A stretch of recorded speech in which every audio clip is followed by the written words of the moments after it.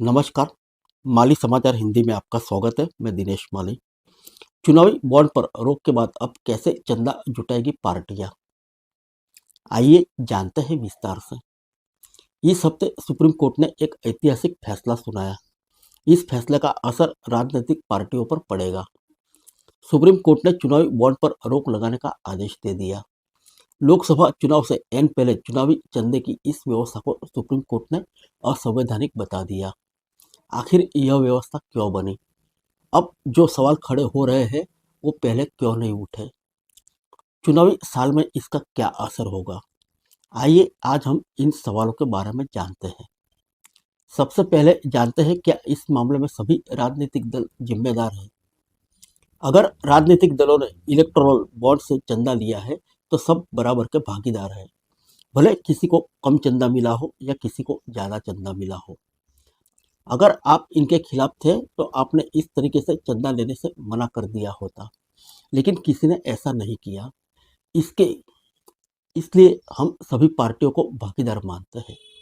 बीते 5-6 साल में इलेक्टोरल बॉन्ड के कारण कुछ पार्टियों को नुकसान हुआ है तो कुछ को काफ़ी फायदा हुआ है। वो सत्ताधारी दल जिनके पास कुछ देने की ताकत होती है, उन्हें इसका फायदा ज़्यादा होता है। यह कहना कि केवल भाजपा को इससे चंदा मिला है तो यह भी सही नहीं है।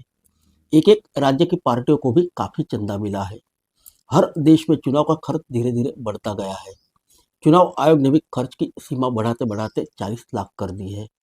आज की तारीख में आम आदमी चुनाव नहीं लड़ सकता। जो कॉरपोरेट है, जो कंपनियां हैं, वो नहीं चाहती कि उनका नाम प्रकट हो। उन्हें उन्हें लगता है कि अगर यह सामने आ गया कि हमने कांग्रेस को ज़्यादा चंदा दिया है और भाजपा को कम, और भाजपा सत्ता में आ गई तो हमें इसका नुकसान होगा। लंबे समय से चुनावी चंदे पर चर्चा होती है।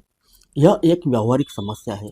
संवैधानिक तरीके से क्या चंदा होगा, यह बताना भी आवश्यक हो जाता है। आगे चुनाव लड़ने के लिए पार्टियां किस तरह से चंदा लेगी, यह एक बड़ा प्रश्न खड़ा हुआ है। हम एक बदलते विकसित होते समाज में हैं। कभी भी कोई भी चीज़ 100% सही नहीं हो सकती। जब इलेक्टोरल बॉन्ड नहीं थे तब क्या होता था? सारा काला धन आता था।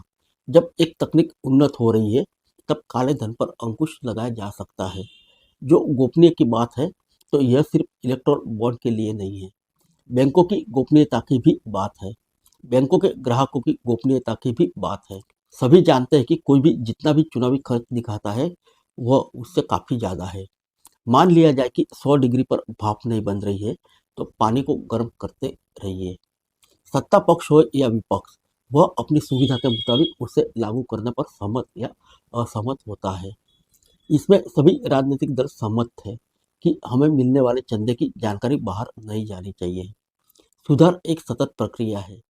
पहले नकदीकरण था, फिर इलेक्ट्रॉल बॉन्ड आया। अब आगे कोई न कोई बेहतर रास्ता जरूर आएगा। यह बात सही है कि चुनाव सुधारों को लेकर बड़ी मांग है। हमेशा सत्ताधारी दल के पास एक बढ़त होती है। गोपनीयता की जहाँ तक की बात है, जैसे हो कोई ट्रांजैक्शन होता है वह सरकार की नज़र में आ जाता है। अगर कोई उद्योगपति यह सोचे कि उसका फला पार्टी से ज़्यादा चंदा दिया है तो फला को कम, तो वह सरकार को पता नहीं चलेगा, तो वह गलत फहमी में होगा। जैसे ही चंदा आपने दिया वह सरकार की नज़र में आ जाएगा।